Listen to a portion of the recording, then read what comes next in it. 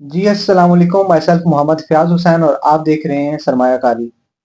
1,50,000 का इंडेक्स, क्या ये मार्केट का पीक है?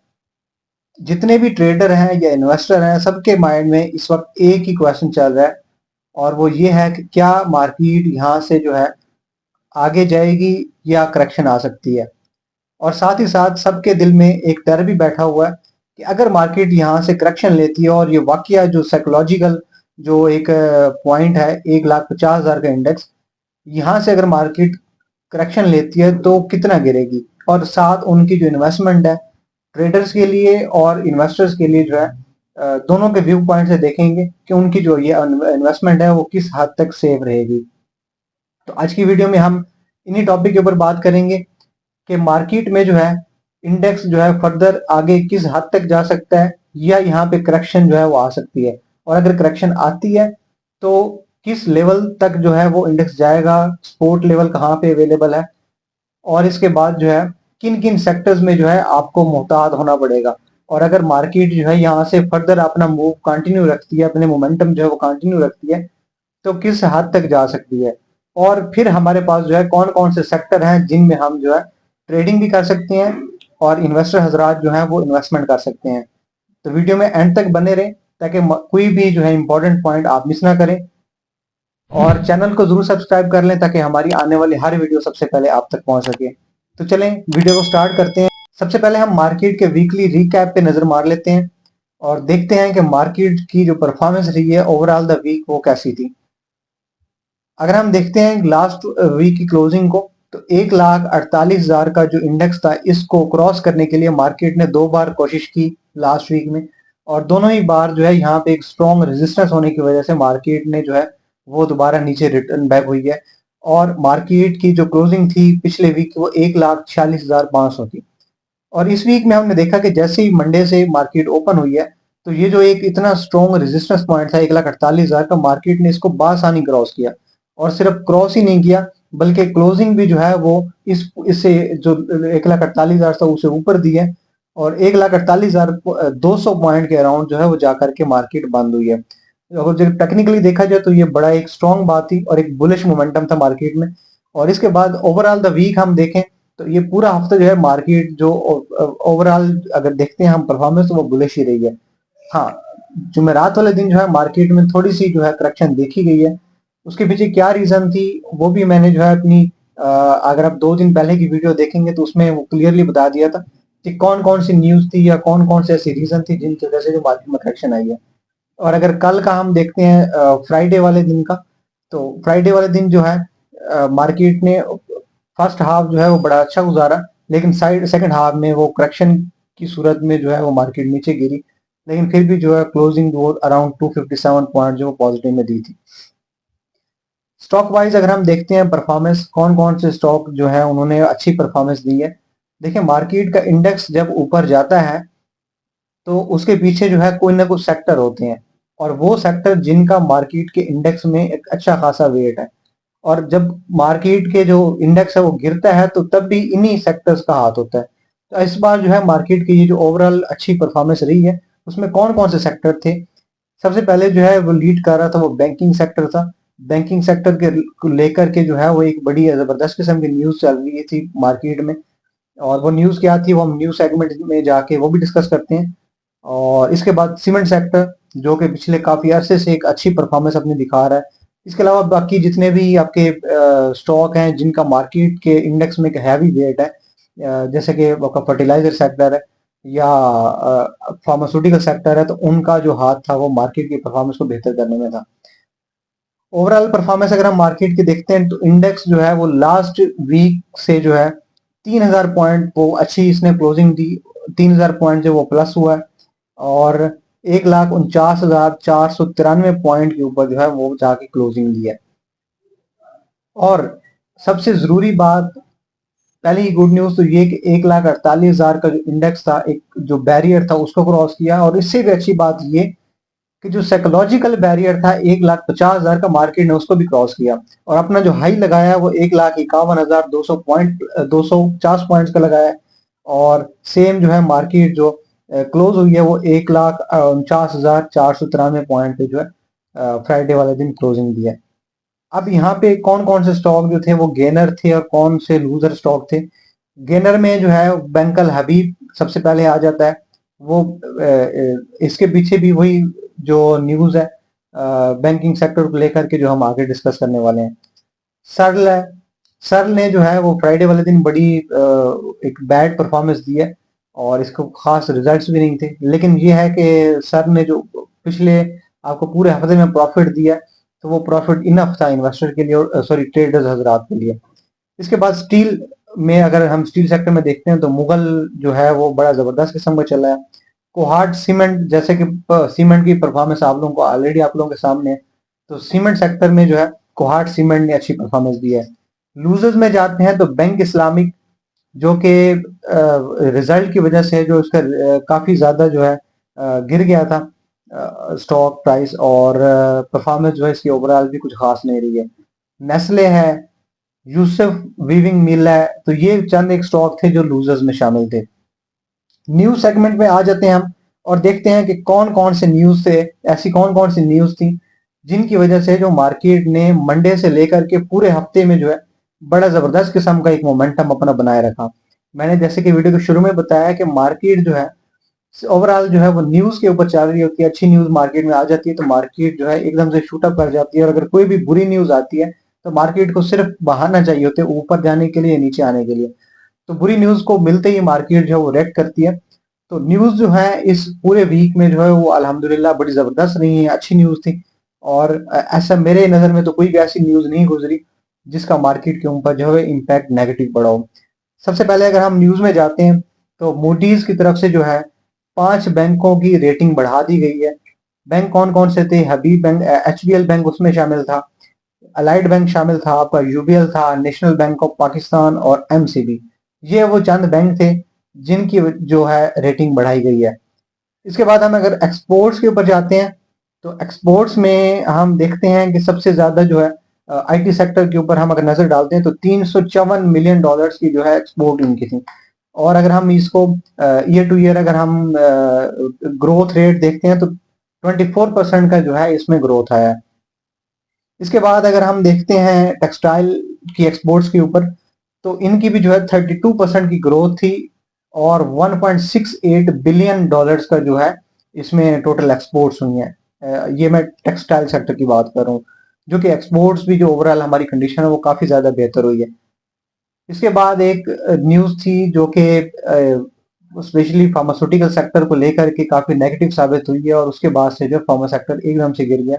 वो न्यूज जो है, इस न्यूज के ऊपर मैंने एक कंप्लीट वीडियो भी बनाई है कल रात को कि फार्मास्यूटिकल सेक्टर जो है इस न्यूज के ऊपर कैसे डिपेंड कर रहा है और फर्दर जो है इस सेक्टर का फ्यूचर क्या है, आने वाले दिनों में जो है वो इसकी परफॉर्मेंस कैसी रहेगी।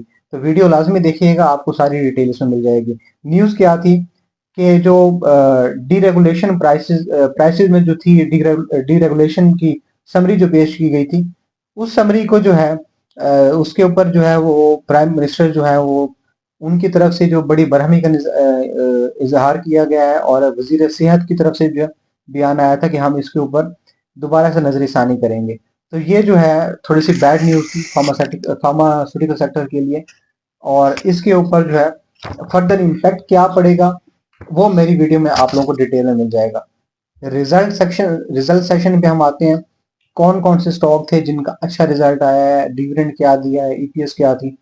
अच्छा, ये सारी चीजें जो है न्यूज को डिस्कस करना और रिजल्ट्स को डिस्कस करना और मार्केट के इंडेक्स को डिस्कस करना, इन सारी चीजों का जो है वो लिंक जरूर है मार्केट के आगे परफॉर्मेंस से कि आने वाले दिनों में जो है मार्केट की परफॉर्मेंस कैसी रहेगी। तो आप लोगों को ये चीजें बताना बहुत जरूरी है और फिर हम वीडियो के एंड पे जाकर के डिस्कस करेंगे इन सारी चीजों का रेफरेंस दे के, इन सारी चीजों को मद्देनजर रखते हुए कि इनको अगर हम बेस बनाते हैं तो मार्केट का जो है अगला जो है अमल होगा वो क्या होगा, डायरेक्शन क्या होगी। ठीक है, तो रिजल्ट सेशन के ऊपर हम आते हैं। सबसे पहले पीएसओ को डिस्कस करते हैं। पीएसओ ने जी 10 रुपए का डिविडेंड दिया है और इसकी जो अर्निंग पर शेयर थी वो 44.54 रुपीज जो है वो अर्निंग थी। और अगर हम नेट सेल देखते हैं तो 14% का इंक्रीज है, जो कि बहुत ही जबरदस्त है कंपनी के लिए। चिराट सीमेंट, इसके जो है नेट सेल में 25% का इंक्रीज आया है। सीमेंट सेक्टर जो है वो ऑलरेडी बड़ा अच्छा परफॉर्म कर रहा है। 44.68 की जो है इसने ईपीएस दी है और 4 रुपीज का जो है 4 रुपीज का डिविडेंड दिया है। आईएसएल की बात करते हैं तो 3.58 की जो है इसकी अर्निंग थी और 2.58 का जो है इसने डिविडेंड दिया है, यानी कि तकरीबन ₹2.5 का डिविडेंड दिया है और इसकी जो है नेट रेवेन्यू जो है वो 20% इंक्रीज हुई है। सिस्टम्स लिमिटेड पे आते हैं, बड़ा जबरदस्त किस्म का स्टॉक है, मार्केट में बड़ा अच्छा परफॉर्म किया इसने और इसकी जो ईपीएस है वो 1.80 की ईपीएस है और इसका ईयर टू ईयर अगर हम देखते हैं नेट सेल्स का तो 18% का जो है वो इंक्रीज है। अच्छा, मैं यहाँ पे सारे ही पॉजिटिव स्टॉक्स को लेकर के पॉजिटिव ऐसी कंपनी जिनका रिजल्ट पॉजिटिव है उनको लेकर के डिस्कस कर रहा हूँ। न्यूज भी हमने पॉजिटिव डिस्कस की है। इंडेक्स जो है वो हमने वो भी जो है लास्ट अगर हम वीक का देखते हैं तो 3000 पॉइंट का उसमें भी पॉजिटिव जो हमें एक मोमेंटम दिखा है, 3000 पॉइंट का एडिशन दिखी है। तो ये सारी चीजों को डिस्कस करने का मकसद भी सिर्फ यही है कि हम ये जान सकें कि आने वाले दिनों में मार्केट की डायरेक्शन क्या होगी। तो वीडियो को जरूर गौर से देखेंगे ताकि आपको समझ आ सके कि हम बात क्या कर रहे हैं। अब इसके बाद जो है मेन मुद्दे के ऊपर आते हैं कि अब जो है मार्केट, क्या ये मार्केट का पीक है या मार्केट यहाँ से जो है फर्दर कहाँ तक जाएगी। तो देखिए, अगर हम शॉर्ट टर्म में देखते हैं तो शॉर्ट टर्म में मेरे ख्याल से मार्केट ने जो है अपना ऑल टाइम हाई लगा दिया हुआ, जो कि ट्रेडर हजरात हैं और बगैर किसी के वो एनालिसिस के चल रहे हैं, तो उनको अब यहाँ पे जो है वो काफी मोहतात होना पड़ेगा क्योंकि बहुत सारे सेक्टर्स ऐसे हैं, बहुत सारी कंपनीज ऐसी हैं जिन्होंने ऑलरेडी अपना ऑल टाइम हाई लगा दिया है। तो आप अगर गलती से भी किसी ऐसी कंपनी में फंस जाते हैं तो ये उस कंपनी का पीक साबित होगा, जैसा कि मारी ने किया था। मार्केट अभी भी काफी सारे लोग ऐसे हैं मार्केट में जिन्होंने मारी को 800-900 रुपए के ऊपर बाइंग की हुई है जब मारी ने अपना ऑल टाइम हाई लगाया था और वहां से जब करेक्शन ली तो 400 500 के अराउंड जो है वो शेयर दोबारा आ गया था और अभी भी जो है ये 700 नहीं क्रॉस कर सका दोबारा, अभी तक 650 620 30 पे खड़ा हुआ है। तो अभी आप लोगों को जो है बड़ा मोहतात होकर चूज करना पड़ेगा कि आप लोग जो स्टॉक ले रहे हैं क्या वो अपना ऑल टाइम हाई लगा चुके हैं, क्या मजीद उसमें गुंजाइश ऊपर जाने की है भी या नहीं। ऐसा ना हो कि आप ऊपर ले लें और फिर आप पूरा साल बैठ के वेट करें कि यार ये दोबारा जो है ऑल टाइम हाई कब लगाएगा। तो इस सूरत हाल से बचने के लिए हमारा ग्रुप लाजमी ज्वाइन करना है आपने। हम प्रॉपर एनालिसिस करके आपको बता रहे होते हैं कि कौन सा स्टॉक जो है आपको किस लेवल पे बाय करना है, किस लेवल पे जो है आपको सेल करना है, स्टॉप लॉस क्या होगा। और ये बाइंग सेल की प्रॉपर कॉल शेयर की जाती है ग्रुप के अंदर, हर तरह की न्यूज भी शेयर की जाती है, रिजल्ट शेयर किए जाते हैं। तो ग्रुप लाजमी ज्वाइन करना है। ज्वाइन करने के लिए आपको डिस्प्ले पे नंबर भी मिल जाएगा और इस वीडियो के डिस्क्रिप्शन में लिंक भी मिल जाएगा। तो चलें मार्केट इसको अब हम डिस्कस करते हैं कि यहाँ से जो है आगे किन सेक्टर में गुंजाइश अवेलेबल है। अगर हम मिड टर्म को और लॉन्ग टर्म इन्वेस्टर्स के लिए देखते हैं तो यहाँ से आगे जो है मार्केट में काफी ज्यादा गुंजाइश अभी है। हमारा जो इंडेक्स लेवल है, जो टारगेट लेवल है इंडेक्स का, वो 1,80,000 पॉइंट का है। तो अभी हमारे पास तकरीबन 30,000 पॉइंट की गुंजाइश है। लेकिन ये ऐसा नहीं होगा कि ये ऑल टाइम हाई लगाती जाएगी, मार्केट थोड़ी सी बढ़ती है फिर साथ करेक्शन लेती है फिर बढ़ेगी फिर करेक्शन लेगी, जो कि एक हेल्दी साइन होता है मार्केट के लिए। जिग जैग की सूरत में जाएगी, एकदम से शूट अप नहीं करती मार्केट कभी भी। अब हम देखते हैं कि मार्केट का जो 1,80,000 का जो है इंडेक्स, मैं जिसकी प्रोडिक्शन कर रहा हूँ 1,75,000 से 80,000 का, क्या ये कैसे पॉसिबल है।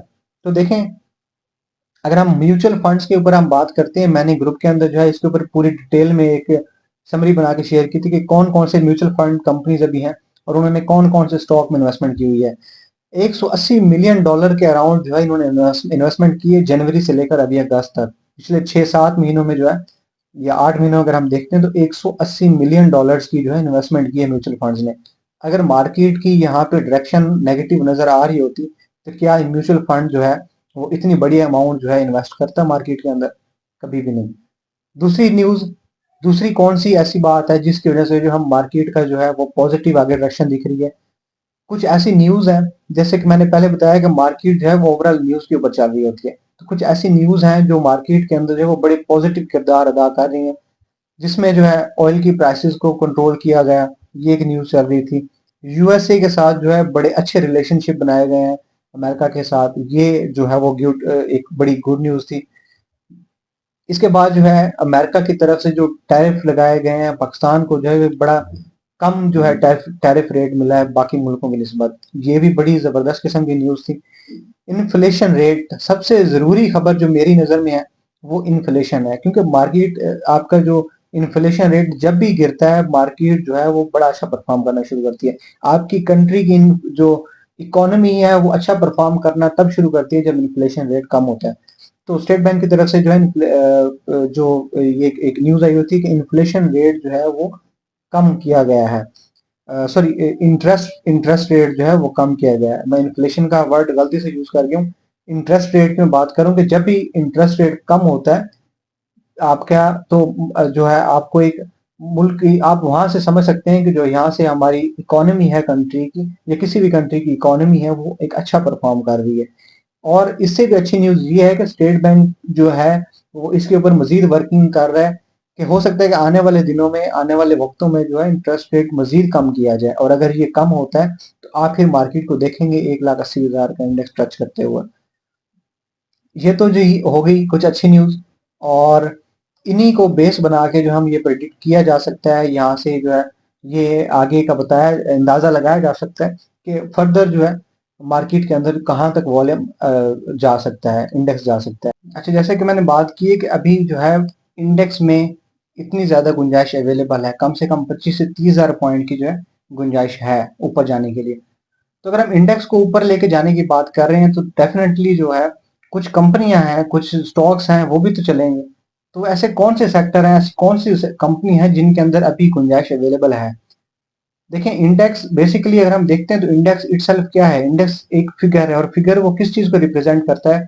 वो कंपनीज के वॉल्यूम्स को रिप्रेजेंट करता है, सेक्टर्स के वॉल्यूम को रिप्रेजेंट करता है। अब सेक्टर्स में देखें तो सबसे ज्यादा वॉल्यूम जो है सेक्टर वाइज देखते हैं हम, तो बड़े बड़े सेक्टर कौन से हैं जिनका मार्केट के अंदर जो वॉल्यूम है? बैंकिंग सेक्टर है आपका, फार्मा सेक्टर है आपका, फर्टिलाइजर सेक्टर है, ये बड़े बड़े सीमेंट सेक्टर है। तो ये वो सेक्टर है जिनका मार्केट के अंदर जो है अच्छा खासा वेट है।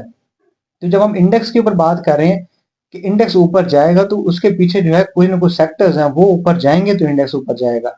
अब सेक्टर कौन से हैं, किन किन सेक्टर में गुंजाइश अवेलेबल है, वो भी जरा हम देख लेते हैं। और ये बहुत जरूरी चीज है, क्योंकि हमने इंडेक्स में ट्रेडिंग नहीं करनी, हमने कंपनीज में ट्रेडिंग करनी है या इन्वेस्टमेंट करनी है। तो कौन कौन से सेक्टर है? सबसे पहले जो है वो फार्मास्यूटिकल सेक्टर, अभी रिसेंटली ये चलना स्टार्ट हुआ है। और फिलहाल तो जो है इसमें लास्ट, अगर हम फ्राइडे वाले दिन देखते हैं तो एक वो जो बैड न्यूज़ थी उसकी वजह से जो है इसमें थोड़ी सी करेक्शन देखी गई है। लेकिन फार्मा सेक्टर के अंदर जो है अच्छी खासी गुंजाइश अभी है, आप लोग जो है इसमें इन्वेस्टमेंट कर सकते हैं। इसके बाद ऑल टाइम हाई लगाने वाला सीमेंट सेक्टर, जो कि पिछले लगातार 1 डेढ़ 2 सालों से चल रहा है, अभी 2026 में भी जो है इसकी परफॉर्मेंस जो है वो इससे ज्यादा बेहतर रहेगी जो पिछले उसने सालों में दिया है। स्टील सेक्टर है, स्टील सेक्टर के अंदर जो है अभी गुंजाइश मौजूद है। और ऑटोमोबाइल सेक्टर जो है इसमें भी गुंजाइश मौजूद है। तो ये कुछ 3 4 सेक्टर हैं। अगर हम बैंकिंग की बात करते हैं तो बैंकिंग सेक्टर जो है वो ऑलरेडी काफी ज्यादा चल चुका हुआ है। फर्टिलाइजर सेक्टर जो है आपका काफी चल चुका हुआ है आपका। इसके बाद जो जितने भी बड़े बड़े सेक्टर्स हैं वो ऑलरेडी काफी अच्छा परफॉर्म कर चुके हैं। लेकिन ये चंद एक सेक्टर्स हैं जिनके अंदर अभी भी मजीद गुंजाइश है, और इनकी कंपनीज फर्दर कौन कौन सी हैं जिनमें गुंजाइश है, वो आप हमारे चैनल के ऊपर जो है उनकी भी डिटेल आपको मिल जाएगी। लेकिन वो ये पॉइंट जो है इंक्रीज कब होंगे और कैसे होंगे? जिग जैग की सूरत में होंगे। कब होंगे? देखें, एक चीज मैं क्लियरली बता दूं कि दुनिया में जितना बड़ा ट्रेडर है वो कभी भी ये प्रिडिक्शन नहीं दे सकता कि ये स्पेसिफिक जो शेयर है ये एग्जैक्ट किस टाइम फ्रेम के ऊपर जो है यहाँ से ऊपर जाएगा। जितना भी जो है आप ज्यादा एक्यूरेसी ले आए अपने चार्ट्स रीडिंग में, अपने ये जो लेवल्स वगैरह चेक करने में, लेकिन फिर भी जो है आप ये चीज नहीं प्रिडिक्ट कर सकते कि टाइम फ्रेम क्या होगा। लेकिन ये प्रिडिक्ट जरूर किया जा सकता है, आप करंटली जो है वो मुल्क की हालात देख करके या आपकी इकोनॉमिक्स देख करके कि अब आने वाले वक्तों में जो है फ्यूचर हमारा क्या होगा। तो ये ओवरऑल जो है हमारा आज का सेशन था। और इस तरह का सेशन जो है हम हर वीकेंड के ऊपर हम एक वीडियो बनाया करेंगे पिछले पूरे हफ्ते की रिकैप के लिए, ताकि आप लोगों को जो है पता चले कि पूरे हफ्ते में जो है मार्केट की परफॉर्मेंस कैसे रही है। अगर आपका ट्रेडिंग को लेकर के, स्टॉक मार्केट को लेकर के कोई भी क्वेश्चन है, कोई भी क्यूरी है, या आप अपना ट्रेडिंग अकाउंट ओपन करवाना चाहते हैं, या आप हमारी बाय सेल की जो ट्रेडिंग कॉल्स हैं वो ज्वाइन करना चाहते हैं, ग्रुप ज्वाइन करना चाहते हैं, तो आप जो है हमें व्हाट्सएप के ऊपर रब्ता करके हमारी सर्विसेज हासिल कर सकते हैं। Thank you so much for watching सरमायाकारी। अल्लाह हाफिज़।